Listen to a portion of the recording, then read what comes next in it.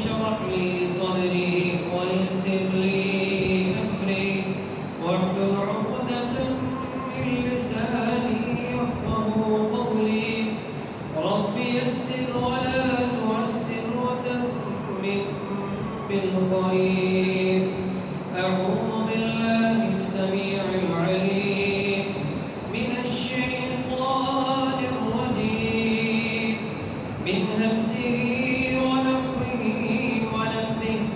بسم الله الرحمن الرحيم. الحج أشهر معلومات فمن فرض فيهن الحج فلا رفث ولا فسوق ولا جدال في الحج وما تفعلوا من خير يعلمه الله وتزودوا فإن خير الزاد التقوى واتقون يا أولي الألباب.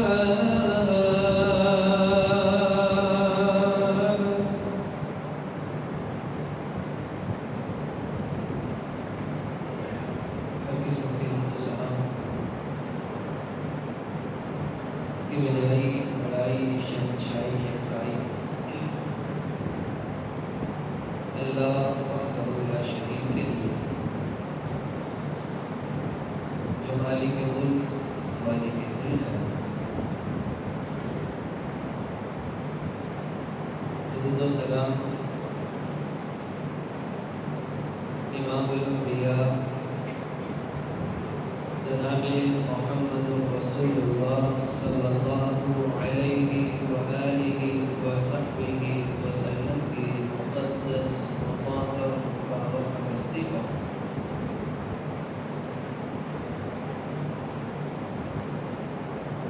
جنہوں نے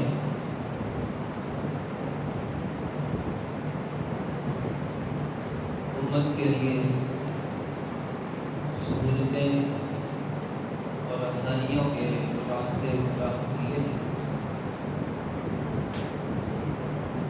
مایوسیوں کو ختم کر کے امید کی راہ پر چلایا ہے. رحمت اور بخشش کی دعا جناب صحابہ کرام کے لیے، تابعین اعظم کے لیے، فقہاء کرام کے لیے، محدثین اعظام کے لیے، علماء کرام کے لیے جو اپنے اپنے وقت میں علم وحی کی روشنی میں وہ سارے اعمال، افعال، اقوال رسول اللہ صلی اللہ علیہ وسلم سے نقل کرتے رہے، علم وحی کو پڑھتے رہے، پڑھاتے رہے، سیکھتے رہے، سکھاتے رہے. عزیزان گرامی،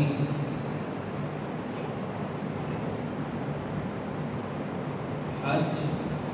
ایک عظیم عبادت ہے جس عبادت میں اللہ تعالیٰ نے انسان کی نظریاتی تربیت فرمائی، توحید اور رسالت کا مکمل سبق پڑھایا ہے. لبیک اللہم لبیک اس ترانے کے ساتھ توحید کی آواز کو بلند کر کے حج کے احکامات نبی صلی اللہ علیہ وسلم کے طریقے کے مطابق ادا کرنے کی تربیت دے کے اطیعوا اللہ و اطیعوا الرسول، اللہ اور اس کے رسول کی اطاعت کا عظیم مظہر پیش کیا ہے. اور یہی حج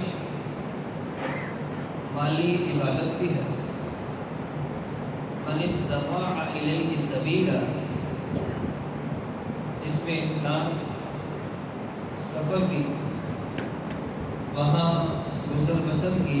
استطاعت کے ساتھ اپنے مال کو اللہ کے راستے میں پیش کرتا ہے، اور یہی حج ایک انسان کے لیے بدنی عبادت کی حیثیت بھی رکھتا ہے، جس میں سفر کی رکاوٹ سے لے کر حج کے مناسک کو ادا کرتے ہوئے انسان انتہائی تندہی سے چستی اور مکمل طور پر اپنے آپ کو مناسک حج کی ادائیگی میں لگاتے ہوئے اپنے جسم کو اللہ کے راستے میں، اللہ کے دربار میں جھکا دیتا ہے، کھپا دیتا ہے۔ گویا کہ حج نظریاتی، مالیاتی اور بدنی عبادات کا مجموعہ ہے، جس میں ایک مسلمان زلدہ و خشع، جس کا مطلب یہ ہے کہ اپنے آپ کو گرا کر ایک لباس زیر تن کر کے اپنے قومی اور فخر کے لباس کو اتار کر ایک رب کے سامنے جھک کے اپنی کمزوری،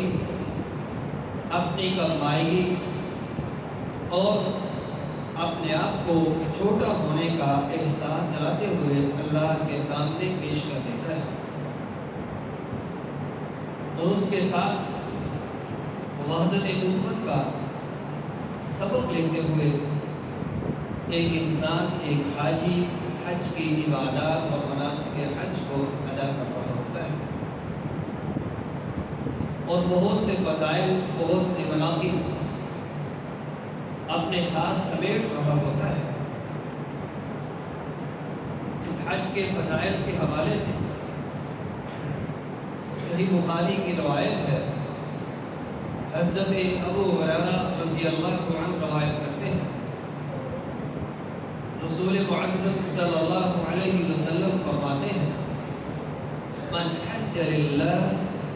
فلا يرفث ولم يفسق رجع للہ كيوم ولدته امه۔ ایک شخص، ایک حاجی حج کو جاتا ہے، اللہ کی توفیق سے مناسک حج کو ادا کرتا ہے، اور وہ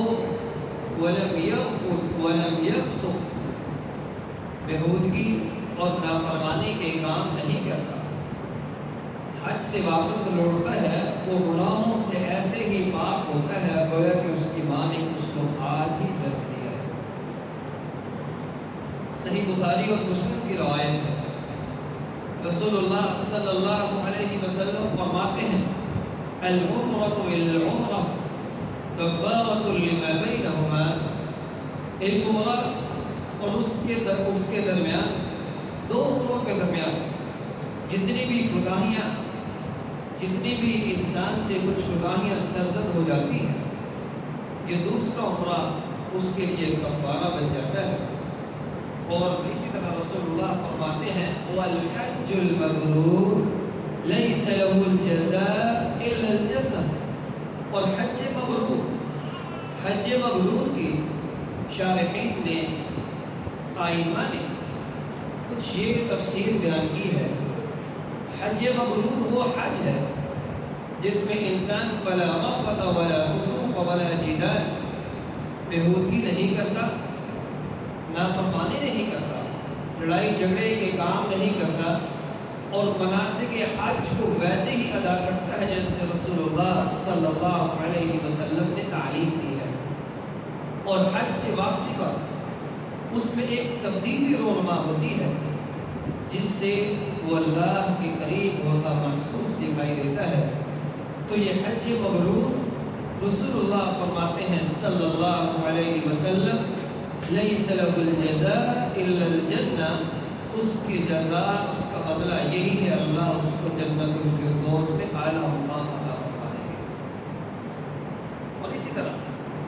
صحیح مسلم کی ہی روایت ہے، عمر بن عاص رضی اللہ عنہ اسلام قبول کرنے کا ارادہ رکھتے ہیں، رسول اللہ صلی اللہ علیہ وسلم کے پاس حاضر ہوتے ہیں، آپ صلی اللہ علیہ وسلم کے سامنے اپنے ہاتھ کو بڑھاتے ہیں بیعت کرنے کے لیے، اسلام کو قبول کرنے کے لیے، لیکن صحابی ہاتھ کو پیچھے کر لیتے ہیں اور پوچھتے ہیں اللہ کے نبی اسلام قبول کرنے سے پہلے میں نے بہت سے گناہ کیے ہیں، بتائیے میرے گناہوں کا کیا بنے گا، میرے ساتھ کیسا سلوک ہوگا، کیسا حشر ہوگا۔ رسول اللہ فرماتے ہیں صلی اللہ علیہ وسلم، عمر بن عاص رضی اللہ عنہ ہاتھ آگے بڑھائیے، اسلام قبول کیجئے، سبب یہ ہے ان الاسلام یہدم ما کان قبلہ، اسلام قبول کرنے سے پہلے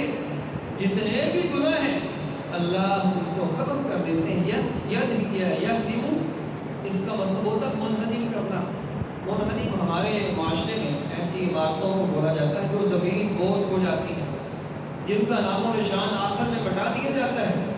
تو یہدم اللہ ان گناہوں کا نام و نشان بٹا دیتے ہیں۔ ان الہجرۃ تہدم ما کان قبلہ، اللہ کے راستے میں اپنے گھر بار کو چھوڑ کر ہر چیز کو قربان کر کے دیار غیر میں چلے جانا، یہ ایسا عمل ہے، ہجرت ایسا عمل ہے جو ماقبل سارے گناہوں کو ختم کر دیتی ہے۔ ان الحج یہدم ما کان قبلہ، اور حج بھی ایسا عمل ہے جس سے انسان کے سابقہ تمام گناہوں کو اللہ معاف فرما دیتے ہیں۔ عزیزان گرامی، یہ تین روایتیں ہمارے سامنے ہیں جن سے ہمیں اس بات کا شدت سے احساس ہونا چاہیے کہ حج ایک ایسی عبادت ہے جس سے انسان کے گناہوں کو مٹا دیا جاتا ہے، اس کا بدلہ اللہ جنت کی صورت میں عطا فرماتے ہیں۔ لیکن جس وقت میں ہم تشریف رکھتے ہیں، یہاں حاصل ہے اللہ کے دربار میں، اللہ کے گھر میں، ماحول، معاشرتی مسائل، آفتیں، معاملات، پریشانیاں ہمارے گرد گرد گھیرا ڈالے ہوئے ہیں، اور ہم حج کے لیے، دیار حرم کے لیے سفر کرنا ہمارے لیے ناممکن ہو چکا ہے۔ ناممکن نہیں تو مشکل ضرور ہو چکا ہے۔ اس کی وجوہات ہم سب کے سامنے ہیں، لیکن ایک مسلمان کو جو حج پر نہیں جا سکا، مناسک حج کو بیت اللہ میں اور اسی طرح حج کے مناسک کی ادائیگی کی جگہ پر ادا نہیں کر سکا، عرفات کے میدان میں اللہ کی حضور دعائیں نہیں کر سکا، خواہش رکھتا ہے،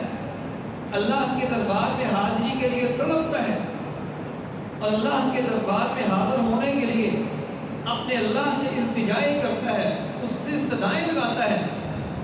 ایسے افراد کے لیے مایوس ہونے کے لیے کوئی جگہ نہیں ہے۔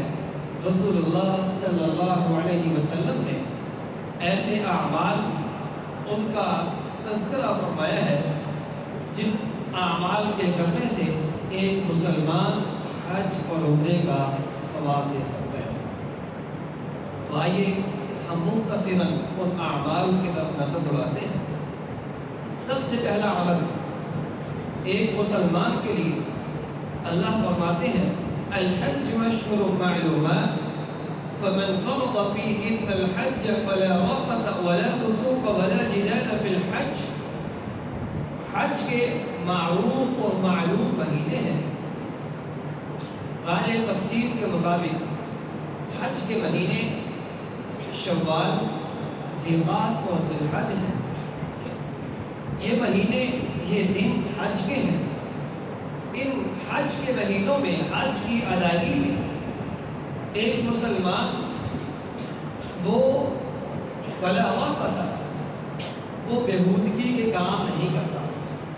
ایک حاجی حج کے سفر میں بےہودگی کے کام نہیں کرتا، ولا فسوق ولا جدال، نافرمانی اور لڑائی جھگڑے کے کام کرتا ہے۔ ایک حاجی جب یہ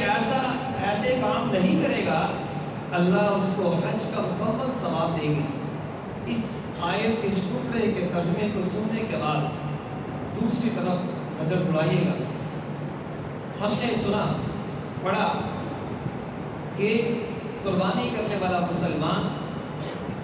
جب قربانی کرنے کی خواہش رکھتا ہے، قربانی کا جانور خرید لیتا ہے یا خریدنا چاہ رہا ہوتا ہے، اس کے لیے حکم یہ ہے کہ وہ 10 یکم ذوالحج سے پہلے اپنے بالوں کو، اپنے ناخنوں کو کٹوا لے، اور یکم ذوالحج کے بعد اس طرح کا کوئی کام وہ نہیں کرے۔ رسول اللہ سے پوچھا کہ اللہ کے نبی صلی اللہ علیہ وسلم، قربانی کی خواہش تو ہے لیکن کر نہیں سکتا۔ آپ نے فرمایا کہ آپ بھی 10 ذوالحج کو جب لوگ قربانی کر رہے ہوں، آپ عید کی نماز پڑھنے کے بعد ناخنوں کو کٹوا لیں، اپنے بالوں کو کٹوائیں، اللہ آپ کو اس کا اجر دے گا۔ اس میں اجر جب ملے گا اس کی وجہ یہ ہے، سبب یہ ہے کہ اس شخص نے جس کی قربانی نہیں تھی، اس نے بھی ناخنوں کو نہیں کاٹا، 10 دن بالوں کو نہیں کٹوایا، اس نے ان لوگوں کی مشابہت اختیار کر لی جن لوگوں نے قربانیاں کرنی تھی، اس کو بھی اس مشابہت کی وجہ سے اللہ اجر و ثواب سے نواز دیں گے۔ اسی طرح ایک مسلمان ان ایام میں، ان دنوں میں جو حج کے دن اور حج کے مہینے ہیں، ان مہینوں میں اگر ولا رفث ولا فسوق ولا جدال، وہ احکامات جو ایک حاجی کے لیے ہیں، اگر وہ ان ایام میں اپنی جگہ پر اس کو سر انجام دے دے تو اللہ کی توفیق سے وہ ثواب، وہ فضیلتیں، وہ سعادتیں اللہ کی توفیق سے وہ شخص بھی حاصل کر سکتا ہے جو اپنی جگہ پر رہتے ہوئے بےہودگی اور نافرمانی اور لڑائی جھگڑے سے بچ رہا ہے۔ حضرات محترم، پہلی بات، پہلا عمل جو کرنے کا ہے، پہلی بات جو کہنے کی ہے کہ ان ایام میں جو حج کے ایام ہیں، ان ایام میں وہ تمام کام جس سے اللہ نے حاجیوں کو روکا ہے اور حاجیوں کو کرنے کا حکم دیا ہے، اگر ایک مسلمان اپنی جگہ پر بیٹھ کر ایام افعال کو کر رہا ہے اور جن سے روکا گیا ہے اس سے رک رہا ہے، اس مشابہت کی وجہ سے اللہ اس کو بھی اجر و ثواب کا مستحق کرتا ہے۔ اسی طرح دوسرا عمل جس کو جامع ترمذی میں امام ترمذی رحمہ اللہ روایت کرتے ہیں، رسول اللہ صلی اللہ علیہ وسلم فرماتے ہیں، من صلی الغداۃ فی جماعہ ثم قعد یذکر اللہ حتی تطلع الشمس۔ رسول اللہ صلی اللہ علیہ وسلم فرماتے ہیں کہ وہ شخص جو فجر کی نماز باجماعت ادا کرتا ہے، پھر وہ اپنی جگہ پر بیٹھ کر ذکر و اذکار میں مصروف رہتا ہے، اور اس کے بعد جب سورج طلوع ہو جائے 2 رکعت کی ادائیگی کر لیتا ہے، ثم صلی رکعتین کانت له کاجر حجۃ وعمرۃ تامہ، اس کے لیے اللہ حج کو رکنے کا مکمل ثواب لکھ دیتے ہیں۔ اور اس روایت کو بیان کرنے کے بعد رسول اللہ صلی اللہ علیہ وسلم نے 3 دفعہ فرمایا تامہ تامہ تامہ، اس کے لیے مکمل حج اور عمرے کا ثواب لکھ دیا جائے گا، مکمل حج اور عمرے کا ثواب لکھ دیا جائے گا، مکمل حج اور عمرے کا ثواب لکھ دیا جائے گا۔ عزیزان گرامی، اسی طرح ایک مسلمان کے لیے حج اور عمرے کے ثواب کو حاصل کرنے کے لیے تیسرا عمل جس کو رسول اللہ صلی اللہ علیہ وسلم نے بیان فرمایا ہے، الموجب الکبیر اور سلسلہ احادیث صحیحہ کی روایت ہے۔ رسول اللہ صلی اللہ علیہ وسلم نے فرمایا ہے، من مشى إلى صلاة مكتوبة فهي كحجة ومن مشى إلى صلاة التطوع فهي كعمرة تامة أو كما قال عليه الصلاة والسلام۔ رسول اللہ صلی اللہ علیہ وسلم فرماتے ہیں، وہ شخص جو مسجد میں باجماعت نماز کے لیے پیدل چل کے جاتا ہے، جہاں تک ممکن ہو سکے پیدل چل کے باجماعت نماز کے لیے چلا جاتا ہے، فَهِيَ كَحَجَّةٍ، اس کے لیے اللہ ایک حج کا ثواب لکھ دیتے ہیں۔ اور وہ شخص جو نفلی نماز کے لیے مسجد میں پیدل چل کے جاتا ہے اس کے لیے فہیۃ عمرۃ، اس کے لیے اللہ تعالیٰ وہ عمرے کا ثواب لکھ دیتے ہیں۔ عزیزان گرامی، یہاں سے یہ بات بھی معلوم ہونی چاہیے، باجماعت نماز جو فرض ہے اس کے لیے تو مسجد میں آنا، اس کی اہمیت ہم سب کے سامنے ہے، لیکن نفلی نماز اس کے لیے بھی رسول اللہ صلی اللہ علیہ وسلم اپنے اصحاب کو کئی ایک موقع پر آپ نے اپنے اصحاب کو مسجد میں جمع کیا ہے اور ان کو نفلی نماز بھی پڑھائی ہے، اور وہ کئی ایک مواقع احادیث میں اس کی تفصیلات موجود ہیں۔ اسی طرح ایک مسلمان کے لیے چوتھا عمل جس سے وہ حج اور عمرے کا اور بہت سے فضائل کو سمیٹ سکتا ہے، صحیح بخاری کی روایت ہے، رسول اللہ صلی اللہ علیہ وسلم کے پاس کچھ لوگ آتے ہیں، حضرت ابو ہریرہ رضی اللہ عنہ بیان فرماتے ہیں، جاء الفقراء الی النبی، کچھ غریب صحابہ رسول اللہ کے پاس حاضر ہوئے اور فرماتے ہیں، کہتے ہیں اللہ کے نبی، ذهب اهل الدثور من الاموال بالدرجات العلی والنعیم المقیم، اللہ کے نبی وہ مالدار صحابہ جن کو اللہ نے اپنے خزانوں سے مال دیا ہے، اللہ کے نبی وہ ہم سے بہت آگے جا چکے، آگے بڑھ چکے ہیں، وہ اپنے مال کی وجہ سے نعمتوں والی قائم رہنے والی نعمتوں میں جا چکے، جنت کے حقدار بن چکے ہیں۔ اللہ کے نبی یصلون کما نصلی ویصومون کما نصوم، وہ نمازیں پڑھتے ہیں جیسے ہم نمازیں پڑھتے ہیں، وہ بھی روزے رکھتے ہیں جیسے ہم روزے رکھتے ہیں، لیکن اللہ کے نبی وہ ہم سے آگے بڑھ رہے ہیں، یحجون ویعتمرون ویجاہدون ویتصدقون، اللہ کے نبی وہ حج کر رہے ہیں، عمرے کر رہے ہیں، اللہ کے راستے میں جہاد کے لیے مال پیش کر رہے ہیں، اور جہاں جہاں مال کی ضرورت ہے اس لوگوں کی ضرورتوں کو پورا کر کے اللہ کے نبی فضائل کو سمیٹ رہے ہیں، وَيَتَصَدَّقُونَ، اور وہ صدقے کر رہے ہیں۔ ہمارے پاس کچھ نہیں، ہم صدقہ نہیں کر سکتے، اللہ کے نبی کو پیچھے جائیں۔ رسول اللہ صلی اللہ علیہ وسلم نے جب ان کا مقدمہ سنا، آپ نے ان کو حوصلہ دیا اور فرمایا، الا احدثکم بالامر، تمہیں ایک ایسا معاملہ، ایسی بات نہ بتاؤں، اگر تم کر دو جو لوگ پہلے گزر چکے ہیں، تم ان کی منزلت کو، ان کے مقام کو پہنچ جاؤ گے، جو موجود ہیں وہ تم سے آگے نہیں بڑھ سکیں گے،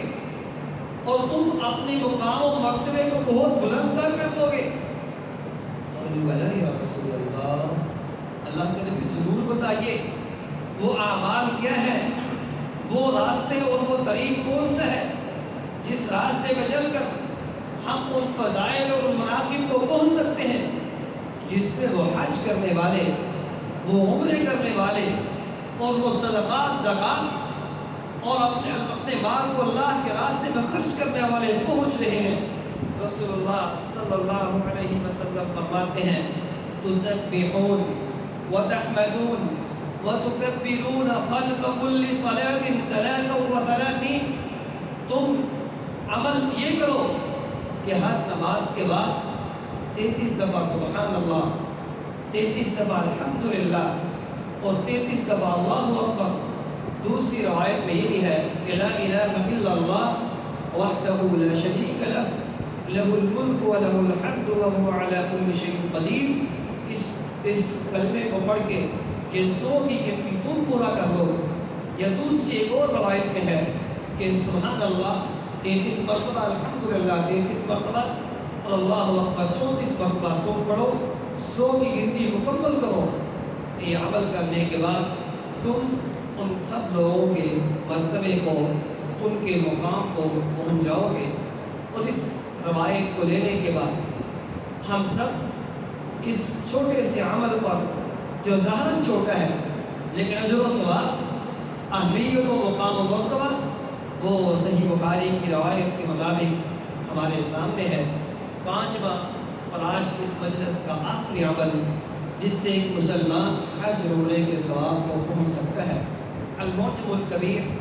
صحیح ترغیب کی روایت ہے، رسول اللہ صلی اللہ علیہ وسلم فرماتے ہیں من غدا الى المسجد لا يريد الا ان يتعلم او يعلم خيرا. رسول اللہ صلی اللہ علیہ وسلم فرماتے ہیں ایک شخص مسجد میں اس ارادے سے جا رہا ہے، اس خواہش اور طلب کے ساتھ جا رہا ہے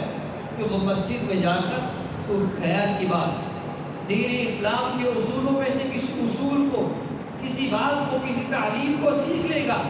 یا اس کو سکھائے گا، کان لہ کاجر حاج تام، اس کا یہ عمل دین اسلام کی بات کو سیکھنے کی طلب اور اس کو سیکھنے کے لیے مسجد میں حاضری، یہ ایسا عمل ہے جو اس کے لیے حج جیسا ثواب اللہ اس کے نامہ اعمال میں لکھ دیں گے. اور رسول اللہ صلی اللہ علیہ وسلم نے فرمایا تھا وہ شخص جو صبح صبح جائے اور اس عرب میں بہترین مال سرخ اونٹنیوں کو لے کے آئے، صحابہ نے کہا ہم سب ایسا کر سکتے ہیں. آپ نے فرمایا تھا کہ صبح مسجد میں آؤ اور اللہ کی کتاب میں سے آیات کو سیکھو، اللہ تمہیں اس سے بہتر اور بڑھ کے عطا فرمائیں گے. عزیزان گرامی، اللہ سے ہم دعا گو ہیں اللہ ہمیں حج کی طرف اس کو ہمارے دلوں میں زندہ رکھے اور اس طرف کے ساتھ ان اعمال کو کرنے کی توفیق سے نوازیں جس سے انسان رسول اللہ صلی اللہ علیہ وسلم کی زبان اقدس کے مطابق حج اور عمرے کے ثواب کو پہنچ سکتا ہے. اللہ ہمیں اس کی توفیق سے نوازیں. السلام علیکم ورحمۃ اللہ وبرکاتہ.